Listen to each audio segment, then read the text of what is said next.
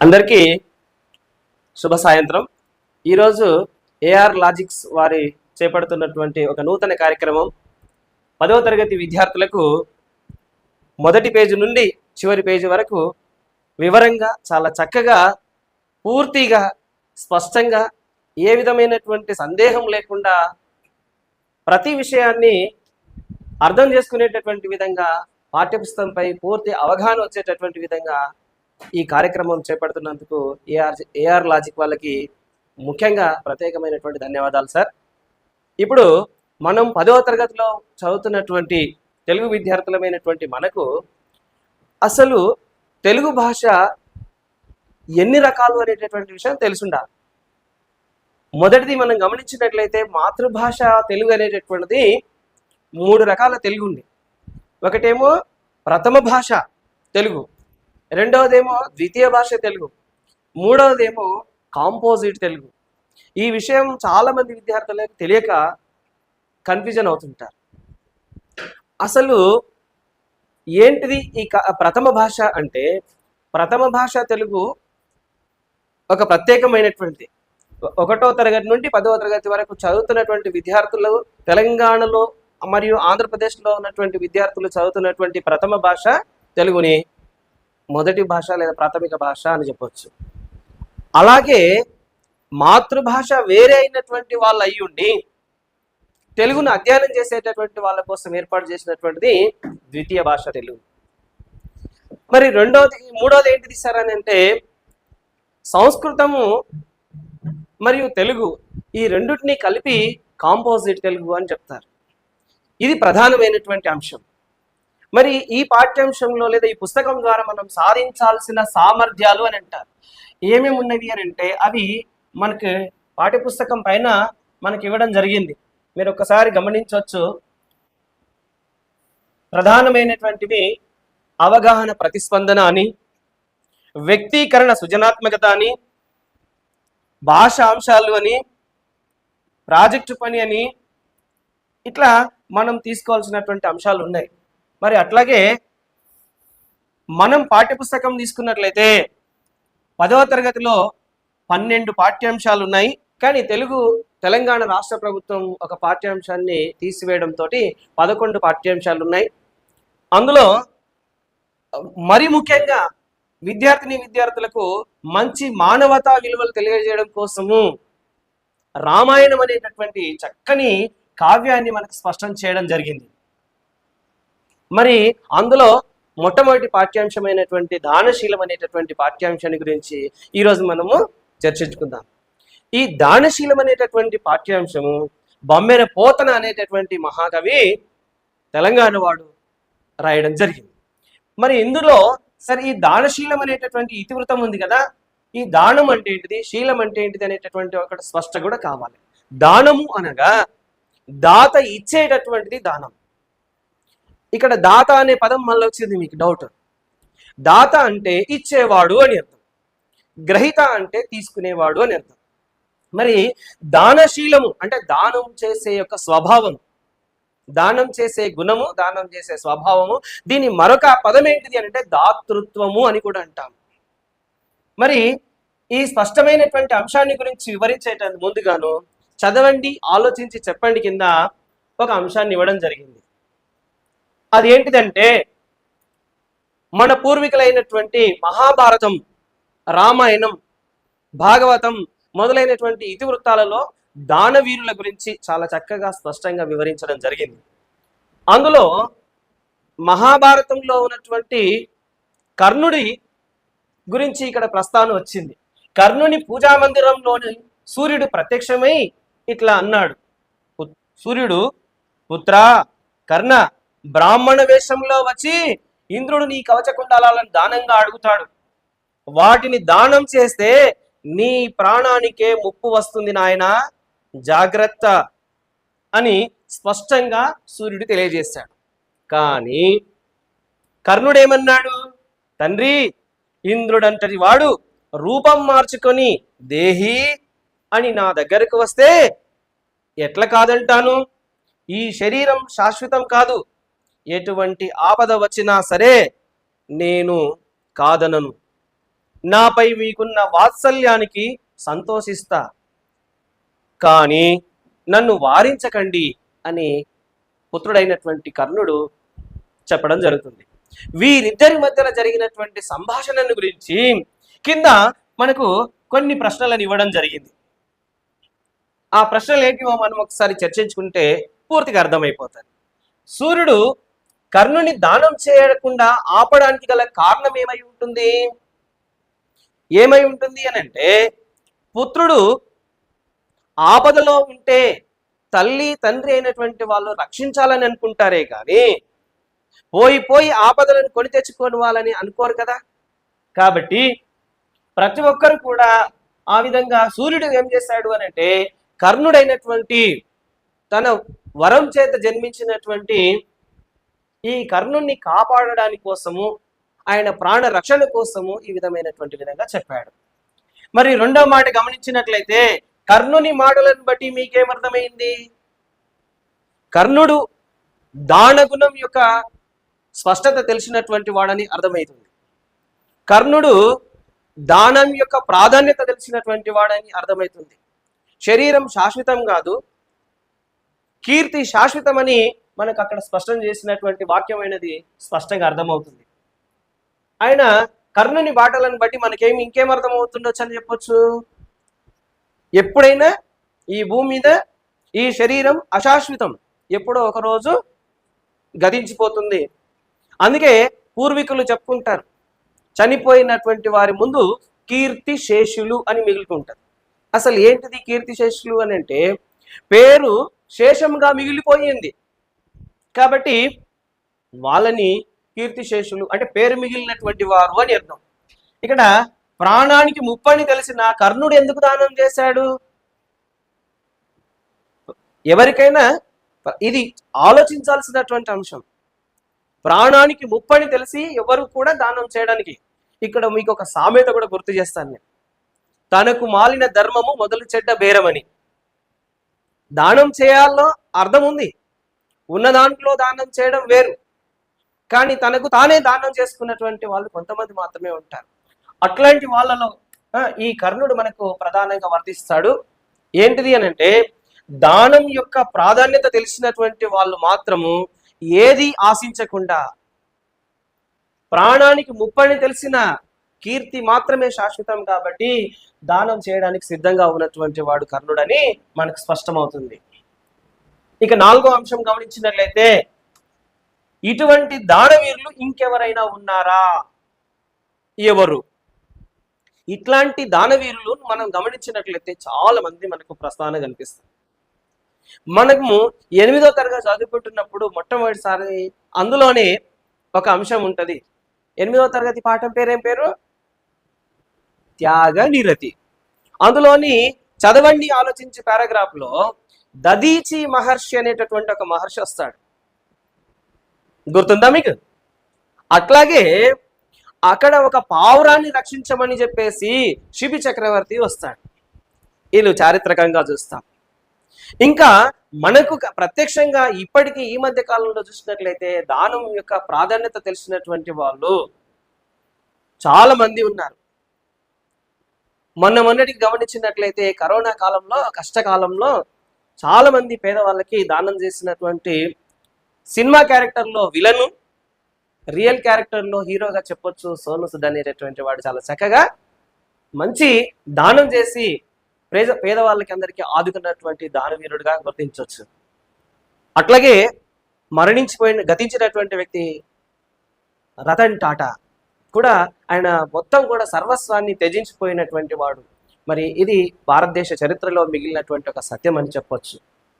మరి ఈ పాఠ్యాంశంలో ఈ పాఠం యొక్క నేపథ్యాన్ని, ఉద్దేశాన్ని మనం గమనించినట్లయితే, ఈ పాఠం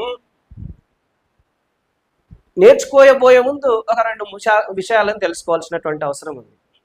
ఏంటిది ఆ విషయము అని అంటే, ఇక్కడ మనకి దేవతలు, రాక్షసులు అనేటటువంటి వాళ్ళు ఎవరు, వాళ్ళకు సంబంధించిన కొంత సమాచారం తెలుసుకోవాల్సినటువంటి అవసరం వస్తుంది. దేవతలు రాదు సార్.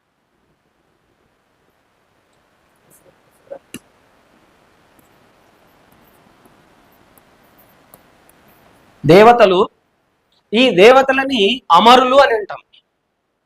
సార్ అమరులని ఎందుకు అంటాము అంటే మరణం లేని వారు అని అంటాం. మరణం లేకు సార్ వాళ్ళకి మరణం లేదు అని అంటే వాళ్ళు ఎప్పుడు బతికే ఉంటారా? ఎస్. మరి ఈ దాని గురించి మనం ఒకసారి ఎట్లయినా గుర్తు చేసుకోవచ్చా? ఎక్కడైనా ఎవరైనా ప్రస్తావన చేసిండ్రా అని అంటే చాలా చక్కగా గుర్రం జాషువా గారు ఒక పద్యంలో వర్ణిస్తాడు. ఆ పద్యం ఏంటిదో ఒకసారి ఆ అమరుల గురించి ఒకసారి విను. రాజు మరణించెనొకట రాలిపోయే, కవియు మరణించెనొక తార గగనమెక్కే, రాజు జీవించు రాతి బొమ్మలయందు, సుకవి జీవించు ప్రజల నాల్కలయందు. రాజు తన రాజ్య పాలన చిహ్నాలుగా, గుర్తులుగా అక్కడక్కడ స్తూపాలు, కట్టడాలు కట్టి ఉంటాడు. కాబట్టి ఇది రాజ్యపాలన అని చెప్పేసి అని చెప్పడం జరుగుతుంది. మరి సుకవి అంటే మంచి కవి, ఆయన రచనల ద్వారా ప్రజలని ఆలోచింపజేస్తాడు. ఉదాహరణకి వేమన్న కనుక తీసుకున్నట్లయితే ఎప్పుడో 17వ శతాబ్దానికి చెందినటువంటి వాడు. ఇప్పటికీ ఆయన పద్యం చదివిన ప్రతిసారి ఆ నీతి ఏంటో బోధపడుతూ ఉన్నది మనకి. కాబట్టి మనం గమనించాల్సింది ఏమిటిది అని అంటే ఈ విరోచనుడు ఎవరు, బలిచక్రవర్తి ఎవడు అనేటటువంటి విషయాన్ని గురించి మళ్ళీ ఒక్కసారి ప్రస్తావన చేసుకుందాం. మరి పాఠం నేపథ్యాన్ని ఒకసారి మనం గమనించినట్లయితే, చదివినట్లయితే, విరోచనుని కుమారుడైన బలి అసుర చక్రవర్తి ప్రహ్లాదుని మనుమడు. ఇతని తన శక్తి సామర్థ్యాలతో స్వర్గలోకాన్ని ఆక్రమించాడు. ఇతని పాలన కాలంలో కొందరు దేవతలు స్వర్గాన్ని వదిలి పారిపోగా మిగిలిన వారు వివక్షకు గురైనారు. ఈ విషయాన్ని వారు మహావిష్ణువుతో చెప్పుకోక తాను వామనునిగా జన్మించి దేవతల కష్టాలు తీరుస్తానని అభయమిస్తాడు. ఆ తర్వాత కొంతకాలానికి మహావిష్ణువు వామన అవతారం ఎత్తినాడు. బలి నర్మదా నది తీరంలో యాగం చేస్తుండగా వామనుడు వెళ్ళి తనకు 3 అడుగుల నేల కావాలని కోరగా తాను ఇస్తానని బలి మాట ఇచ్చాడు. రాక్షస గురువైన శుక్రాచార్యుడు వామనుని మాటల్లో ఏదో మోసం ఉందని గ్రహించాడు. బలి చక్రవర్తి దానం ఇవ్వద్దని అన్నాడు. ఇచ్చిన మాటకు కట్టుబడే తత్వాన్ని, దానం చేయడంలో గొప్పదనాన్ని తెలియజెప్పడం ఈ పాఠం ఉద్దేశం. ఇందులో ప్రధానంగా రెండు ముచ్చట్లు ఉన్నాయి. ఏంటి అవి? ఒకటేమో ఇచ్చిన మాటకు కట్టుబడి ఉండడం, రెండవది ఏంటిది? దానం చేయడంలో ఉన్నటువంటి గొప్పదనం ఏంటిది? మరి పూర్వంలో ఉన్నటువంటి విరోచనుడు అనేటటువంటి వాడు రాక్షసులలో ఒకరు. విరోచనుడు అనేటటువంటి వ్యక్తి ఎవరి కుమారుడు అని అంటే ప్రహ్లాదుని తండ్రి అని చెప్తున్నాం. విరోచనుని కుమారుడైన బలి చక్రవర్తి ప్రహ్లాదుని కొడుకు. ఇక్కడ మనం వంశవృక్షాన్ని కనుక గమనించినట్లయితే ప్రహ్లాదుడు ఎవరి భక్తుడు? విష్ణు భక్తుడు, నరసింహస్వామి భక్తుడు. మరి నరసింహస్వామి ఎవరికి వ్యతిరేకి? హిరణ్యకశివుడు, హిరణ్యాక్షుడు, హిరణ్యకశివుడు అనేటటువంటి వాళ్ళిద్దరూ రాక్షసులు, మొదట రాక్షసులుగా చెప్పొచ్చు. విష్ణు అవతారానికి వ్యతిరేకంగా చెప్పినటువంటి వాళ్ళు. మరి ఆ హిరణ్యకశివుని యొక్క కుమారుడు ప్రహ్లాదుడు. ఎవరు? ప్రహ్లాదుడు. ఈ ప్రహ్లాదుని యొక్క మనుమడు బలి చక్రవర్తి. ప్రహ్లాదుడు ఎవరు? విరోచనుని. ప్రహ్లాదుడు ఎవరు బెట్ట? మనకి ఇప్పుడు గమనించినట్లయితే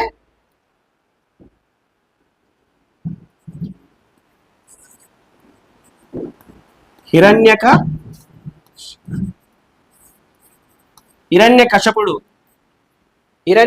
అనేటటువంటి వ్యక్తి కుమారుడు ప్రహ్లాదుడు. ఎవరు? ప్రహ్లాదుడు. ప్రహ్లాదుని కొడుకు విరోచనుడు, విరోచనుని కొడుకు బలి చక్రవర్తి. ఇక్కడ మనం గమనించినట్లయితే హిరణ్యాక్షుడు, హిరణ్యకశివుడు అనేటటువంటి వాళ్ళు ఇద్దరు సోదరులు. హిరణ్యకశివుని కొడుకు ప్రహ్లాదుడు, ప్రహ్లాదుని కొడుకు విరోచనుడు, విరోచనుని కొడుకు బలి చక్రవర్తి. ఇక్కడ మనకు ఎంతమంది కనిపిస్తున్నారు? 4 కనిపిస్తున్నారు. ఒకరేమో హిరణ్యకశివుడు, రెండో వ్యక్తి ప్రహ్లాదుడు, మూడో వ్యక్తి విరోచనుడు, నాలుగో వ్యక్తి బలి చక్రవర్తి. అయితే వాళ్ళ వంశాన్ని మొత్తం ఇక్కడ ప్రస్తావన చేశాడు ఒక మాటలో. ఎవరు? బమ్మెరపోతన. అట్లాగే తన శక్తి సామర్థ్యాలను ఉపయోగించి ఇతని పాడల్లో స్వర్గాన్ని మొత్తం ఆక్రమించాడు. నిజంగా ఇక్కడ ప్రస్తావించాల్సినటువంటి అవసరం, పిల్లలకు తెలియాల్సినటువంటి అవసరం ఉంది. మరి దేవతలు రాక్షసులు ఎవరు? దేవతలు రాక్షసులు తండ్రి ఒకడు, తల్లులు ఇద్దరు. ఈ విషయం మీకు అందరికి తెలిసి ఉండొచ్చు అనుకుంటా. తెలుసా? దేవతలు రాక్షసులు సోదరులు, ఒకరిని ఒకరు అన్న తమ్ముళ్ళు అని అర్థం. సరే, వీళ్ళు ఎందుకోసం మరి కొట్లాడుతున్నారు? స్వర్గ ఆధిపత్యం కోసం. ప్రస్తుతము రాజకీయంలో అధికార పీఠం కోసం ఎట్లయితే కొట్లాడుతూ ఉంటారో, స్వర్గం పైన ఆధిపత్యం సాధించడం కోసం దేవతలు రాక్షసుల మధ్యలో యుద్ధం జరుగుతోంది. ఒకరు పాతాళము, మరొకరు స్వర్గలోకము. వాళ్ళు యుద్ధం చేసుకున్నది మాత్రం పాల సముద్రం, దాన్నే ఆకాశ గంగా. అక్కడి నుండే అనేకమైనటువంటివి ఉద్భవించినవి. దాన్ని సముద్ర మదనం అనేటటువంటి దాంట్లో ప్రస్తావన చేస్తారు. ఇక్కడ గమనించుదాం మనం. మరి తన శక్తి సామర్థ్యాలను ఉపయోగించి దేవలోకాన్ని మొత్తం ఆక్రమించాడు. ఎవరు? బలి చక్రవర్తి. ఎవరని చెప్పాము? బలి చక్రవర్తి. ఆ బలి చక్రవర్తి అంటే అక్కడ ఆయన ఏం చేయకపోయారు అని అంటే వెళ్ళిపోతా ఉన్నారు. దేవతలందరూ కూడా ఏం చేశారు? స్వర్గం వదిలి పారిపోయారు. మిగిలిన వారు కొంతమంది వివక్షకు గురయ్యారు. సరే, వివక్ష అంటే ఏంటిది? ఇక్కడ ప్రస్తావన పిల్లలకి వాళ్ళని నీచంగా చూడడం, హింసించడం, రకరకాలైనటువంటి అవస్థలకు గురి చేయడం వివక్ష అని చెప్పవచ్చు. ఇక్కడ మహావిష్ణువుకు వాళ్ళు వచ్చి చెప్పుకున్నారు. మహావిష్ణువు ఏం అభయం ఇచ్చాడు వాళ్ళకి? నేను వామనునిగా జన్మించి మీ కష్టాలు తీరుస్తానని చెప్పేసి ఒక మాట ఇచ్చాను. ఆ తరువాత కొంతకాలానికి వామన అవతారం ఎత్తాడు. సరే, ఈ వామన అవతారం అనేటటువంటిది ఎక్కడ దొరుకుతుంది? మళ్ళీ వామన చరిత్ర పురాణాలు 18 ఉన్నాయి. ఆ 18 పురాణాల్లో ఒక పురాణం వామన పురాణం అనే పురాణం ఉంది. ఆ పురాణంలో వామనుడు గురించి ప్రస్తావన వస్తుంది. మరి ఈ బలి చక్రవర్తి ఏమని చెప్తున్నాము? అసురుల చక్రవర్తి అన్నాడు. అసుర చక్రవర్తి. సార్, ఇక్కడ ఒక మళ్ళీ పిల్లలకి, విద్యార్థులకి, అందరికీ కూడా ఒక డౌట్ వస్తుంది. అసురులు అని అన్నారు, రాక్షసులు అన్నారు. అసురులు అన్న, రాక్షసులు అన్న ఒకటే అర్థం. మరి దీనికి వ్యతిరేక పదం ఒకటి తెలిసి ఉండాలి కదా విద్యార్థులకి. అసురులకు వ్యతిరేక పదం ఏమిటి? సురులు. సురులు అంటే ఎవరు? దేవతలు. అసురులు అంటే రాక్షసులు. సురులు దేవతలు, అసురులు రాక్షసులు. మరి ఇక్కడ ఇంకొకటి వస్తుంది. ఇక్కడేనే దైత్యులు అనే పదము. దేవతలకి దైత్యులు అనేటటువంటి ప్రస్తావన ఇక్కడ రాలేకపోయిండొచ్చు. మేబీ దైత్యులు అన్నా కూడా రాక్షసులు అని. దైత్యులన్నా, అసురులన్నా, రాక్షసులన్నా ఒకటే అర్థము. అది గుర్తుపెట్టుకోండి. మరి వామన అవతారం గురించి బలి నర్మదా నది తీరంలో, భారతదేశంలో నదులకు ప్రాధాన్యతనిచ్చినటువంటిది. భారతదేశంలో ప్రసిద్ధమైనటువంటి నది ఏదని చెప్పొచ్చు మనం? గంగా నది. మరి గంగా నది, మరి దక్షిణ గంగాగా పేరుగంచేటటువంటి మన గోదావరి నది. ఈ రెండు అదే భారతదేశంలోనే పెద్దనైనటువంటి నది అని చెప్పొచ్చు గంగా నది. దక్షిణ భారతదేశంలోనే మంచి నది అని చెప్పొచ్చు, జీవనది అని చెప్పొచ్చు గోదావరి నది. మరి ఇక్కడ వామనుడు ఎక్కడ ఉన్నాడు? ఎక్కడి నుంచో వస్తున్నాడు. బలి ఏం చేస్తున్నాడు? నర్మదా నది తీరంలో. ఏ నది తీరంలో? నర్మదా నది తీరంలో యాగం చేస్తున్నారు. ఈ యాగం చేస్తున్న సమయానికి అక్కడికి అతిథుల రూపంలోనో, అభ్యాగతుల రూపంలోనో ఎంతమంది ఏం చేశారు? తెంచారు, వచ్చారు అని చెప్పొచ్చు. అందులో ఎవరు వచ్చిండ్రు? వామనుడు కూడా వచ్చి ఏమడిగిండు అని అంటే, వామనుడు వెళ్ళి తనకు 3 అడుగుల నేల కావాలన్నాడు. దానికి వామనుడు ఏమన్నాడు? ఇస్తానని మాట ఇచ్చాడు. ఎందుకు 3 అడుగులని అనుకున్నాడు అని అంటే, ఈయన పొట్టివాడు కాబట్టి, 3 అడుగుల ఎత్తున్నాడు కాబట్టి ఆ 3 అడుగులు ఇస్తే సరిపోతుండొచ్చు. ఎందుకంటే మరణ దినం అయిపోయిన తర్వాత అంత్యక్రియలు పూడ్చి పెడతాం. ఒకప్పుడు ఆజానుభావులు 6 ఫీట్లు ఉన్నటువంటి వాళ్ళు ఉన్నారు. మూడు అడుగుల మనుషులు కూడా ఉన్నారని మనకు ప్రస్తావన చేస్తున్నాం. మరి సార్ నిజంగానే 3 అడుగుల వాళ్ళు ఉన్నారంటే ఉన్నారు, మరుగుజులు అని వచ్చు వాళ్ళని. మరి వామన అవతారము పొట్టిగా ఉన్నటువంటి వాడు వామనుడు 3 అడుగుల నేల కావాలన్నాడు, ఆ నేలకు ఇస్తానని దానం చేశాడు. ఈ రాక్షస రాజు అయినటువంటి బలి చక్రవర్తి ఇచ్చినటువంటి మాటకు గురువైనటువంటి శుక్రాచార్యుడు, ఎవరు? గురువు అయినటువంటి శుక్రాచార్య. సార్ మరి ఇక్కడ పిల్లలకందరికీ మళ్ళొక డౌట్ వస్తుంది. ఏమని వస్తుంది? రాక్షసుల గురువు శుక్రాచార్యుడు అన్నారు, మరి దేవతల గురువు ఎవరు? దేవతలకి గురువు ఎవరు? దేవతల గురువు బృహస్పతి.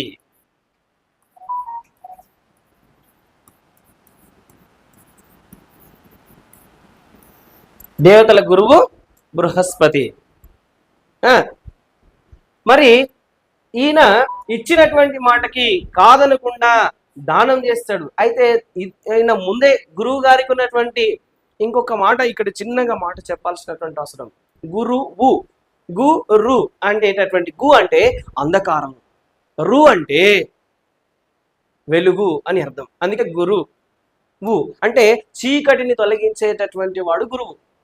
అంటే సార్ చీకటి మేమంతా వెలుగులోనే కూర్చున్నామని అనొచ్చు, కాదు. అజ్ఞానం అనే అంధకారం తొలగించేటటువంటి వాడు, విజ్ఞానం అనే జ్ఞాన జ్యోతిని వెలిగించేటటువంటి వాడు గురువు. కాబట్టి ఇక్కడ బలి చక్రవర్తి ఏదో ప్రమాదంలో పడతాడేమో అన్న ఆలోచనతోటి ముందుగానే గురువు ఏం చేశారు? బలి చక్రవర్తిని వారించారు. శుక్రాచార్యుడు వామనుని మాటల్లో ఏదో మోసం ఉంది, బలి చక్రవర్తిని దానం ఇవ్వవద్దని అన్నాడు. మనం చదవండి, ఆలోచించి చెప్పండి కింద ఏం చెప్పుకున్నాము? సూర్యుడు తన పూజా మందిరంలోనికి, కర్ణుని పూజా మందిరంలోకి వచ్చి దానం ఇవ్వదని తన కుమారుడికి చెప్పాడు. అట్లాగే ఇక్కడ కూడా ఏమైంది? బలి చక్రవర్తి అయినటువంటి రాక్షస రాజుకు తన గురువు అయినటువంటి శుక్రాచార్యుడు, సార్ గురువు ఎందుకు చెప్పాడు? అక్కడనేమో తండ్రికి గురువుకి సంబంధం ఉన్నది, కొడుకుకి సంబంధం ఉంది. ఇక్కడ గురువుకి శిష్యునికి సంబంధం ఉన్నది. అంటే గురువు ఏం చేయాలి? శిష్యుల బాగు కోరాలి, శిష్యులు బాగుండాలి. మనకి ఒక 2 ముచ్చట్లు చాలా మంది మనం ప్రస్తావన చేసుకుంటాం. మాతృదేవో భవ, పితృదేవో భవ, ఆచార్య దేవో భవ, అతిథి దేవో భవ, సర్వే జన సుఖినో భవంతు, లోకా సమస్త సుఖినో భవంతు అని చెప్పుకుంటాం. అట్లా మనం ఇప్పుడు ఇక్కడ మనం గమనించినట్లయితే మరి బలి చక్రవర్తిని ఎందుకు వద్దన్నాడు? ఎందుకు వద్దన్నాడు అని అంటే మోసం ఏదో ఉన్నది, ప్రమాదం ఏమో రాబోతున్నది, కాబట్టి నువ్వు దానం ఇవ్వవద్దు, నువ్వు దానం ఇచ్చినట్లయితే నీ ప్రాణానికి ప్రమాదం ఉంటది అని చెప్పేసి గురువు అయినటువంటి శుక్రాచార్యుడు ఎవరికి చెప్పాడు? బలి చక్రవర్తి అయినటువంటి శిష్యునికి, రాక్షస రాజుకి తెలియజేశాడు. అప్పుడు అయినా ఏమన్నాడు? ఇచ్చిన మాటకు కట్టుబడేటటువంటి తత్వం ఇక్కడ మనకి ఇక్కడ చాలా చక్కగా స్పష్టంగా ఇచ్చాడు. కట్టుబడి ఉండడం, మంచి మాట ఏమంటాడు? పెదవి దాటిన మాటకు బానిసవు నీవు, పెదవి దాటని మాటకి రాజువు నీవు. పెదవి దాటిన మాటకి బానిసవు నువ్వు, పెదవి దాటని మాటకు రాజువు నువ్వు. ఈ మాటని గమనించినట్లయితే చాలా స్పష్టంగా అర్థమవుతుంది.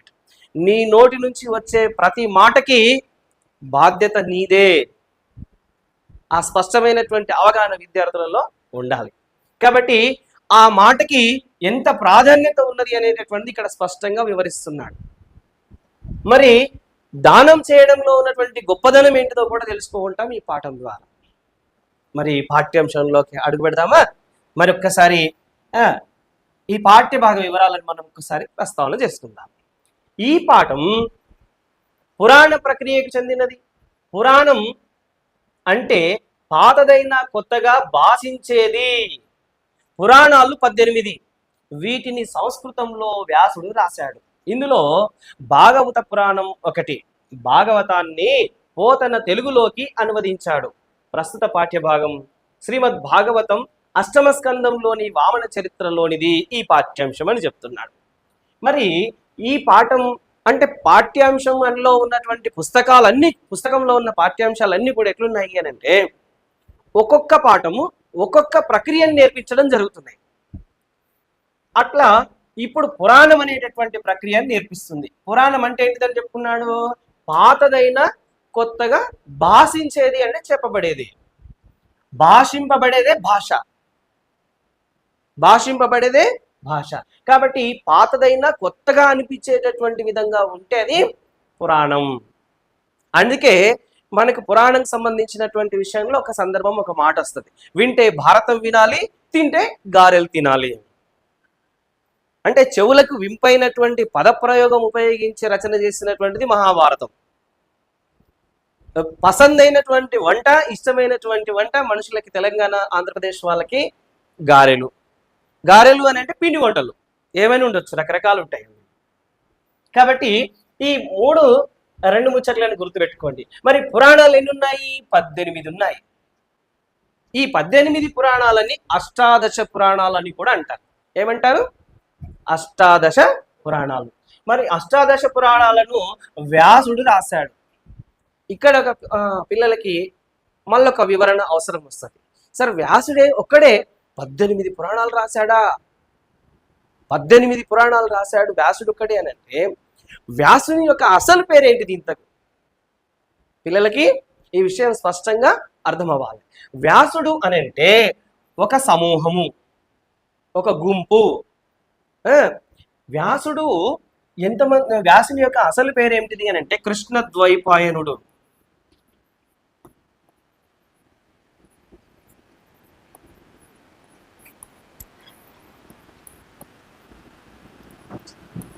కృష్ణద్వైపాయనుడు, బాదరాయణుడు అని మనం పిలువబడుతున్నటువంటి వాడు.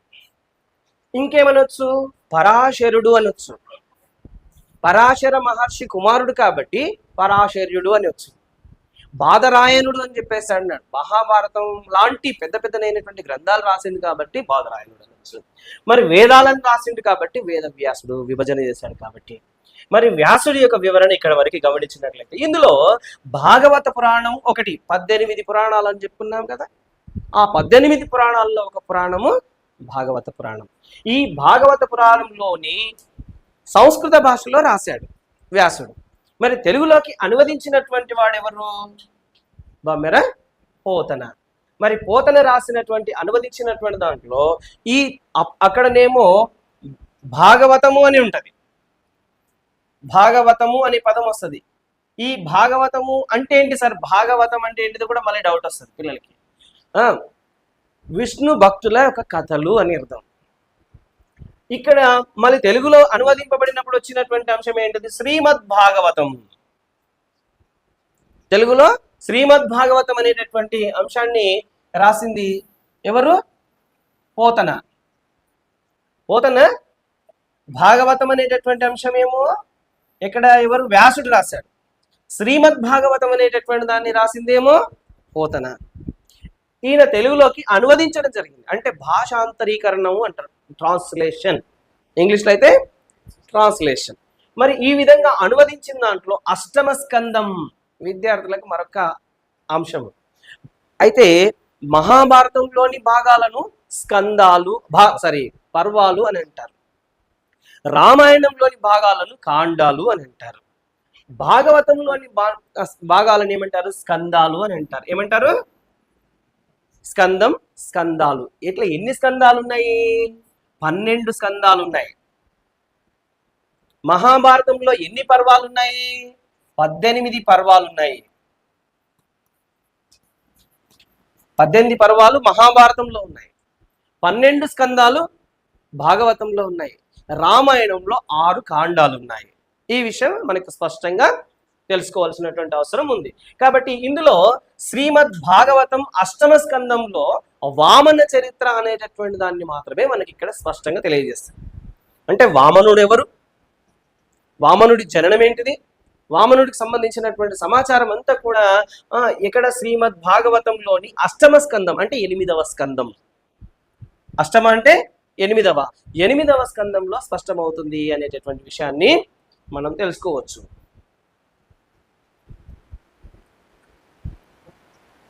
క్లోజ్ చేద్దాం.